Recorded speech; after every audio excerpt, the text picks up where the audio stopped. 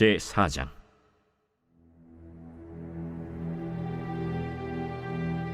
사무엘의 말이 온 이스라엘에 전파되니라. 이스라엘은 나가서 블레셋 사람들과 싸우려고 에베넷을 곁에 진치고 블레셋 사람들은 아벡에 진쳤더니 블레셋 사람들이 이스라엘에 대하여 전열을 벌이니라. 그 둘이 싸우다가 이스라엘 블레셋 사람들 앞에서 패하여 그들에게 전쟁에서 죽임을 당한 군사가 4,000명가량이라. 백성이 진영으로 돌아오매 이스라엘 장로들이 이르되, 여호와께서 어찌하여 우리에게 오늘 블레셋 사람들 앞에 패하게 하셨는고? 여호와의 언약궤를 실로에서 우리에게로 가져다가 우리 중에 있게 하여 그것으로 우리를 우리 원수들의 손에서 구원하게 하자. 하니 이에 백성이 실로의 사람을 보내어 그룹 사이에 계신 만군의 여호와의 언약궤를 거기서 가져왔고, 엘리의 두 아들 홈니와 비느하스는 하나님의 언약궤와 함께 거기에 있었더라. 여호와의 언약궤가 진영에 들어올 때에 온 이스라엘이 큰 소리로 외치매 땅이 울린지라. 블레셋 사람이 그 외치는 소리를 듣고 이르되, 히브리 진영에서 큰 소리로 외치면 어찌 됨이냐? 하다가 여호와의 궤가 진영에 들어온 줄을 깨달은지라. 블레셋 사람이 두려워하여 이르되, 신이 진영에 이르렀도다. 우리에게 화로다. 전날에는 이런 일이 없었도다. 우리에게 화로다. 누가 우리를 이 능한 신들의 손에서 건지리요? 그들은 광야에서 여러 가지 재앙으로 애굽인을 친 신들이니라. 너희 블레셋 사람들아, 강하게 되며 대장부가 되라. 너희가 히브리 사람의 종이 되기를 그들이 너희의 종이 되었던 것 같이 되지 말고 대장부같이 되어 싸우라 하고 블레셋 사람들이 쳤더니 이스라엘이 패하여 각기 장막으로 도망하였고, 살육이 심히 커서 이스라엘 보병에 엎드러진 자가 30,000명이었으며 하나님의 궤는 빼앗겼고 엘리의 두 아들 홈니와 비느하스는 죽임을 당하였더라. 당일에 어떤 베냐민 사람이 진영에서 달려나와 자기의 옷을 찢고 자기의 머리에 티끌을 덮어쓰고 실로에 이르니라. 그가 이를 때는 엘리가 길 옆 자기의 의자에 앉아 기다리며 그의 마음이 하나님의 궤로 말미암아 떨릴 즈음이라. 그 사람이 성읍에 들어오며 알림에 온 성읍이 부르짖는지라. 엘리가 그 부르짖는 소리를 듣고 이르되, 이 떠드는 소리는 어찌 됨이냐? 그 사람이 빨리 가서 엘리에게 말하니, 그때 엘리의 나이가 98세라. 그의 눈이 어두워서 보지 못하더라. 그 사람이 엘리에게 말하되, 나는 진중에서 나온 자라. 내가 오늘 진중에서 도망하여 왔나이다. 내 아들아, 일이 어떻게 되었느냐? 이스라엘이 블레셋 사람들 앞에서 도망하였고 백성 중에는 큰 사륙이 있었고 당신의 두 아들 홈니와 비느하스도 죽임을 당하였고 하나님의 궤는 빼앗겼나이다. 하나님의 궤를 말할 때 엘리가 자기 의자에서 뒤로 넘어져 문 곁에서 목이 부러져 죽었으니 나이가 많고 비대한 까닭이라. 그가 이스라엘의 사사가 된 지 40년이었더라. 그의 며느리인 비느하스의 아내가 임신하여 해산 때가 가까웠더니 하나님의 궤를 빼앗긴 것과 그의 시아버지와 남편이 죽은 소식을 듣고 갑자기 아파서 몸을 굽으려 해산하고 죽어갈 때 곁에 서 있던 여인들이 그에게 이르되, 두려워하지 말라. 내가 아들을 낳았다. 하되 그가 대답하지도 아니하며 관념하지도 아니하고 이르기를, 영광이 이스라엘에서 떠났다. 하고 아이 이름을 이가봇이라 하였으니 하나님의 궤가 빼앗겼고 그의 시아버지와 남편이 죽었기 때문이며, 또 이르기를, 하나님의 궤를 빼앗겼으므로 영광이 이스라엘에서 떠났다. 하였더라.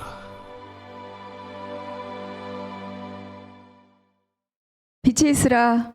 하나님의 말씀과 그 지혜, 그 은혜가 또 저와 우리 성도님들의 하루를 빛나고 복되게 하시기를 축복합니다. 자, 오늘 우리가 함께 나눌 말씀은 사무엘상 4장입니다. 1장부터 3장까지 사무엘의 탄생, 그리고 엘리, 그리고 그 아들들, 이런 거를 대조적으로 우리가 함께 살펴보았고, 그리고 그 가문에 대한 하나님의 심판 선언. 그래서 이제 마지막 3장에서는 이 사무엘을 통하여서 준비된 사무엘, 하나님 앞에서 자라는 이 사무엘, 하나님의 말씀을 들을 수 있는 이 사무엘을 통해서 하나님의 말씀이 다시 나타나기 시작하였다라는 것으로 이제 3장이 마무리되었습니다. 오늘은 이제 4장인데 4장, 5장, 6장은 다 하나님의 언약궤에 관한 그런 말씀입니다. 특별히 이제 오늘 함께할 4장은 전쟁에 임하는 백성들의 모습. 언약궤를 들고 전쟁에 나가거든요. 그러니까 이 전쟁에 나가는 백성들의 이 모습을 통하여서 그들이 하나님에 대해서 어떻게 인지하고 어떻게 인식하고 있는가, 하나님이라는 분을 어떻게 예우하고 있는가, 그런 모습들을 우리가 발견할 수 있고, 또 엘리 가문의 종말이 어떠한가를 우리에게 보여주는 그런 장입니다. 1절을 보니까 사무엘을 통해서 하나님의 말씀이 하나도 땅에 떨어짐이 없고 온 땅에 전파되었다로 이제 이 4장이 3장과 연결되어서 4장이 다 이렇게 시작을 하는 거죠. 그런데 바로 이어서 전쟁 이야기가 나옵니다. 그것도 블레셋과의 전투가 여전히 진행되고 있다는 거죠. 그러니까 이스라엘이 말씀이 살아나고 또 말씀이 들려지고 이렇게 막 영적으로 회복하고 있지만, 그러나 그들이 닥쳐있는 현실은 그들의 또 현실대로 진행되고 있다는 것을 알 수 있어요. 여러분, 우리도 그렇지 않습니까? 내가 막 은혜 받고 또 말씀의 그 깊이를 누리고 감사하고 그러지만 그럼에도 불구하고 현실이 갑작스럽게 변하지는 않는다는 거예요. 어쩌면 우리가 더 하나님 앞에 가까이 가기로 은혜 안에 잠기면 잠길수록 그거를 회방하고자 하는 많은 대적의 세력들이 더 강하게, 더 거칠게, 더 힘을 모아서 그렇게 우리를 공격하려고 하고 있다는 것을 우리는 또 알 수 있습니다. 느헤미야가 백성들과 함께 막 성벽에 세워져 갈수록 그 주변의 대적들이 엄청나게 더 힘을 모아서 공격을 하고 있다는 것을 우리가 느헤미야에서 함께 보고 있지 않습니까? 그런 거예요. 그리고 내가 하나님의 마음을 깨닫고 은혜 안에 있다고 해서 갑자기 뚝딱 환경이 변하지는 않는다. 그러나 변하는 것은 있죠. 무엇입니까? 내가 정말 하나님의 은혜를 누리고 있다면 환경을 바라보는 내 시선, 내 관점, 이것이 바뀌는 거지 갑자기 환경이 뚝딱 바뀌는 것은 아니라는 거예요. 그러니까 우리가 이 땅에서는 언제나 전쟁터다. 그렇죠? 그러니까 우리가 언제나 감당해야 될 그러한 어떤 삶의 환경들이 늘 우리에게 있다. 그러니까 하나님 우리에게 현장을 주시는 거예요. 현장이 없으면 싸우는 힘을 잃어버려요. 그래서 삶의 현장에서 보게 하시고 듣게 하시고, 그래서 그거를 맞서게 하시고, 이게 이제 하나님의 방법인 거죠. 근데 이제 이스라엘이 이 전투에서 패했고, 그리고 4,000명이나 죽임을 당했다. 굉장히 큰 전쟁에 실패했음을 여기서 말씀해주고 있습니다. 그러면 어떻게 할 것이냐? 이제 3절입니다. 백성이 진영으로 돌아오매 이스라엘 장로들이 이르되 여호와께서 어찌하여 우리에게 오늘 블레셋 사람들 앞에 패하게 하셨는고, 여호와의 언약궤를 실로에서 우리에게로 가져다가 우리 중에 있게 하여 그것으로 우리를 우리 원수들의 손에서 구원하게 하자 하니. 3절에 보니까 어찌하여 우리에게 오늘 블레셋 사람들 앞에서 패하게 하셨는고. 그러니까 전쟁은 하나님께 속하였다. 그렇기 때문에 이 어찌하여 하나님이 우리를 패하게 하셨는가, 이 말 자체는요 매우 신앙적인 고백입니다. 그런데 중요한 것은 그 이후에 그들이 이 상황과 사건과 문제 앞에 그들이 생각하고 내놓은 해결책이에요. 어떻게 해결하기로 했습니까? 그들의 결론은 여호와의 언약궤가 함께하지 않았기 때문이다. 이게 전쟁을 패한 이유라는 거예요. 그러니까 언약궤가 없어 패했으니 언약궤를 가져오자. 이게 이들이 고안해낸 해결책인 거죠. 그러니까 하나님의 임재의 상징인 그 언약궤가 전쟁을 승리로 이끌어가는데 유용할 수는 있죠. 그런데 더 중요한 것은 이 언약궤를 어떻게 인지하고 있느냐, 이 언약궤를 어떻게 이들이 대하고 있느냐, 하나님의 임재를 이들이 어떻게 인지하고 있느냐? 이 하나님에 대한 이들의 태도가 더 중요하다는 거예요. 그러니까 여호수아가 전쟁에 패했을 때 사사기에서도 말씀드렸는데 날이 저물도록 여호와 앞에서 엎드려 있었고 하나님께 묻고 엎드리고 기다리고 말씀하실 때까지 기다려서 말씀을 듣고 그들 안에 있는 모든 죄악을 제거하고 그리고 다시 전쟁에 나가지 않았습니까? 이런 거 모든 과정 다 필요 없는 거죠. 그러니까 이들은 자신들은 돌아보지 않고 어찌하여에 자신들에 대한 질문은 없어요. 방법만 있는 거죠. 언약궤만 있으면 이길 것이다. 이렇게 굳게 믿고 있다는 겁니다. 마치 부적을 붙이고 나가면 이길 것이다. 어떤 미신적 논리로 지금 언약궤를 대하고 있는 거죠. 상징과 본질을 지금 헷갈려서 본질은 잃어버리고 임재의 상징인 언약궤가 마치 부적처럼 나타나기만 하면 거기서 무슨 능력이 쭉 뿜어져 나와서 우당탕탕 다 이길 것처럼 이들이 그렇게 이 언약궤를 대하고 있다는 겁니다. 그러니까 묻고 들을 준비는 하나도 없어요. 그러니까 지금 이들이 하나님에 대해서 갖고 있는 인식의 정도를 우리에게 보여주는 거죠. 언약궤가 진영에 들어오자 막 이스라엘 기세가 등등했습니다. 야, 우리 이겼다. 언약궤가 오셨다. 이겼다. 이렇게 막 땅에 올릴 정도로 그렇게 큰 소리를 외치고 그런 이것을 들은 블레셋이 두려워합니다. 그런데 놀라운 것은 이 블레셋이 하나님의 어떠한 분이신가를 오히려 더 잘 알고 있다는 거예요. 그들이 이렇게 이야기합니다. 광야에서 여러 가지 재앙으로 애굽을 친 신들이라. 그러니까 블레셋은 그들이 들은 하나님의 역사, 하나님의 일하심, 하나님의 권능 이거를 그들은 알고 있는데 막상 이 이스라엘 백성들은 그런 거 하나도 그 모든 히스토리 속에 들어있는 하나님이 어떠한 분이신가는 하나도 기억하지 않고 언약궤만 갖고 오면 이긴다. 지금 이렇게 행동하고 있는 거죠. 그러니까 하나님을 바르게 섬기지 않고 말씀도 귀히 여기지 않고 하나님을 우상처럼 부적처럼 대하고 있는 이들이 언약궤를 들고 나갔으니 그 전쟁이 어떻게 되었겠습니까? 10절 블레셋 사람들이 쳤더니 이스라엘이 패하여 각기의 장막으로 도망하였고 살육이 심히 커서 이스라엘의 보병에 엎드러진 자가 3만 명이었으며 하나님의 궤는 빼앗겼고 엘리의 두 아들 홈리와 비느하스는 죽임을 당하였더라. 살육이 컸고 백성들은 도망하였고 언약궤는 빼앗겼고 두 아들은 죽었다. 이스라엘이 아주 비참한 결과, 실패의 결과를 기록하고 있습니다. 언약궤가 있고 제사장이 있다. 이런 종교적인 형식이 전쟁을 이기게 하는 것이 아니라는 것을 우리에게 말씀해 주고 있어요. 그러니까 전쟁에서 이기는 것은 내가 하나님 편에 서서 내 마음의 중심이 하나님을 향해 있고 하나님의 주권을 내가 인정하고 그럴 때 전쟁을 이기는 거지 내가 그것을 도구화해서 이기는 것이 아니라는 거예요. 그러니까 신앙을 빌미로 자기의 목적을 이루려 하거나 내가 이만큼 드렸으니 이만큼 주실 거야. 내가 이렇게 열심히 하고 있으니 이거를 주실 거야. 물론 하나님의 그 헌신과 그 수고에 대해서 반드시 하나님이 보시고 갚으시는 분이지만 그 마음의 중심에 무엇을 갖고 그 일을 행하고 있느냐도 하나님이 보신다는 거예요. 그러니까 막 시장 어귀에서 기도하고 막 금식을 티를 내고 막 소리를 내면서 구제헌금을 내고 그럴 때 예수님 말씀하시잖아요. 은밀한 중에 보시는 내 아버지 하나님께서 갚으시리라. 그러니까 은밀한 중에 보시는 하나님 앞에 부끄러움 없는 내 마음의 중심이 있느냐, 내 믿음의 고백을 갖고 섬기고 행하고 있느냐, 그걸 하나님이 보신다는 거죠.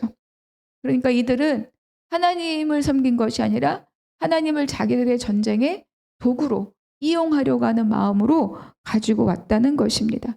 그러한 자들의 결과입니다. 전쟁이 크고 사륙이 크고 도망가고 빼앗기고 죽고. 그러니까 이스라엘과 또 이스라엘 엘리 가문의 결론이 지금 이 10절과 11절이라고 할 수 있습니다. 그러니까 이제 이렇게 하나님을 내 필요에 이용하려고만 하는 자의 가장 두드러진 특징이 뭐냐? 하나님이 어떠한 분이신지를 모른다는 거예요. 우리가 어제 그제도 함께 나누었는데 한나가 기도했고 응답하고 아들을 주셨잖아요. 근데 그의 찬양시는 아들을 주셔서 감사합니다가 없다고 말씀드렸죠. 그러니까 한나가 알게 된 것은 뭐냐? 아들을 주셨다가 아니라 아들을 주실 수도 있고 높이기도 하고 낮추기도 하는 그 하나님이 어떠한 분이신가를 알았다는 거예요. 그게 중심을 가지고 하나님의 주권을 믿고 그 앞에 엎드려 기도하는 자가 누리는 은혜인 거죠. 그런데 문제 해결에만 목적이 있는 자들은 하나님을 알 수 없다. 그 문제가 해결되면 하나님이 살아계신 것 같고 문제가 해결되지 않으면 하나님 나를 돌보시지 않는 것 같고 무엇 못 갖고 이 막연함으로 하나님을 바라볼 때 그때는 인생을 하나님과 더불어 살아가기가 힘든 거죠. 그게 더 고단합니다. 그래서 우리도 문제 때문에 내가 엎드려 기도하기를 시작할 수 있으나 문제 해결을 넘어서서 하나님의 어떠한 분이신가를 더 깊이 깨달아 아는 우리 모두가 되기를 바랍니다. 그래서 하나님은 예배하는 분이, 하나님 우리가 경배해야 될 분이고 하나님 우리가 경외해야 할 존재인 거지 내 문제를 해결해주는 해결사가 아니다. 그러니까 내 필요의 도구로 하나님을 이용하는 그런 일들은 우리가 멈춰야 됩니다. 이 전쟁 소식이 실로에 있는 엘리에게 전해집니다. 18절 같이 읽어보겠습니다. 하나님의 괴를 말할 때 엘리가 자기 의자에서 뒤로 넘어져 문 곁에서 목이 부러져 죽었으니 나이가 많고 비대한 까닭이라. 그가 이스라엘의 사사가 된 지 40년이었더라. 이제 두 아들이 언약궤를 들고 전쟁에 나갔는데 지금 막 조마조마한 채로 지금 이제 이 소식을 기다리고 있는 거예요. 13절에 보니까 자기 의지에 앉아 기다리며 그의 마음이 하나님의 괴로 말미암아 떨릴 즈음에. 지금 사실은 엘리는 역시 하나님의 전을 지키고 온 제사장이기 때문에 아들에 대한 소식보다 이 언약궤, 이 하나님의 임재가 어떻게 되었을까를 지금 막 마음을 졸이고 있는 거죠. 그러니까 언약궤를 빼앗겼다는 소식이 이 엘리에게 얼마나 큰 충격이 되었겠습니까? 근데 그가 죽을 때 나이가 많을 뿐 아니라 지금 말씀하고 있죠. 문 곁에서 넘어져서 목이 부러졌다. 근데 그 원인을 뭐라고 얘기해요? 나이가 많고 비대한 까닭이라. 비대한 까닭이라. 이것이 그가 살아온 나태한 삶을 지금 상징적으로 말해주는 거예요. 근데 이제 이 누구죠? 엘리는 13절에서 길 옆 자기의 의자에 앉아 기다렸다. 1장에서 한나가 기도할 때도 문설주 옆 의자에 앉아 기다렸다. 그러니까 그는 늘 그냥 앉아 있어서 방관하고 바라보고 직접 들어가고 개입하고 엎드리고 이거보다는 그냥 방관하고 있던 그의 삶의 어떤 일관된 태도들을 여기서 우리에게 이렇게 말씀하고 있는 거죠.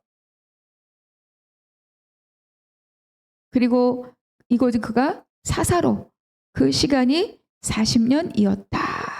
이렇게 말씀해주고 있어요. 그러니까 이 40년 사세 시간의 결론이 17절입니다. 블레셋 사람들 앞에서 이스라엘이 도망하였다. 백성 중에 큰 사륙이 있었다. 당신의 두 아들은 죽었다. 그리고 언약궤는 빼앗겼다. 쉽게 말하면 남은 게 하나도 없다. 근데 결국은 이것으로 인하여서 한날 아들과 함께 죽음으로 하나님의 심판을 받았습니다. 너무 안타깝죠. 이 삶이 40년의 삶의 결과가 죽고 빼앗기고 도망가고 사륙당하고. 이 소식은 이제 비느하스의 아내에게도 전해졌습니다. 며느리죠. 해산할 때가 가까운 아내예요. 그러니까 아들이 생명에 태어난다는 거는 너무너무 큰 은혜이고 축복이잖아요. 한나에게도 그랬고 또 뭐 나오미에게도 있고 룻, 보아스 다 이 생명의 출산함은 하나님의 은혜와 기쁨을 상징하는 겁니다. 그런데 그 시간에 시아버지의 죽음, 남편과 형제의 죽음, 그러니까 이 죽음의 소식을 들으면서 이 여인은 네가 아들을 낳았다. 이게 무슨 뜻이에요? 얼마나 기쁘냐. 그런데 여기에 이 여인은 대꾸조차 하지 않아요. 21절에 보니까 이르기를 영광이 이스라엘에서 떠났다 하고 아이의 이름을 이가봇이라 지어요. 그리고 하나님의 괴가 빼앗겼고 시아버지의 남편이 죽었기 때문이라. 22절 같이 읽어볼까요? 또 이르기를 하나님의 괴를 빼앗겼으므로 영광이 이스라엘에서 떠났다 하였더라. 여러분, 우리 그냥 뭐 옛날이냐 지금에 생각하지 않고 막 지금 아이를 출산하는 여인이 시아버님이 돌아가셨다, 남편도 돌아가셨다, 그의 형제도 돌아가셨다 라고 하는 얘기를 들으면 놀랍고 무섭고 막막하고 나는 어떻게 사나 이러는 반응이 너무너무 자연스러운 거잖아요. 그런데 이 여인은 그런 자기 탄식이 아니라 여호와의 괴를 빼앗겼으므로 영광이 이스라엘에서 떠났다. 하나님이 없는 인생, 하나님의 영광에 떠난 나라, 하나님 영광에 떠난 민족, 하나님이 은혜가 떠난 그 인생, 삶, 그것으로 인하여 마음 아파하고 통곡하고 있다는 것을 여기서 말해줍니다. 그러니까 누구의 며느리, 누구의 아내, 이 당시 시대에 이 여인들은 그렇게 존재감이 없는 정말 하찮은 그런 존재, 전혀 역사의 조명을 받을 수도 없는 그런 존재들임에도 불구하고 하나님의 마음과 하나님의 영광에 떠났음, 언약궤를 잃어버린 것을 안타까워하고 하나님 영광에 떠난 민족의 그 운명을 통곡하고 기도하는 그런 신실한 여인이었다는 거예요.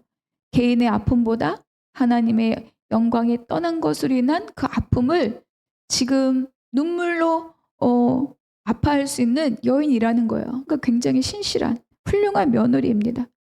그러니까 이 여인의 이 울음은 개인의 차원에서 머무르는 것이 아니라 가족과 민족으로 확장되는 기도의 울음이다. 그래서 여러분, 우리가 생각할 것이 있어요. 나의 기도, 나의 통곡, 나의 울음의 영역은 어디까지 지금 넓어져 가고 있는가. 내가 내 가정의 문제뿐만 아니라 교회 공동체, 나라와 민족들을 위해서도 내가 함께 아파하고 주님의 마음을 바라보고 내가 기도하고 있는가. 그런 것들을 우리로 하여금 한번 생각해 보게 합니다. 그래서 저와 우리 모든 성도님들의 기도가 개인의 차원에서 끝나는 것이 아니라 점점 하나님 나라를 이루기까지 기도의 영역도 확장되어가는 그 은혜가 있기를 바랍니다.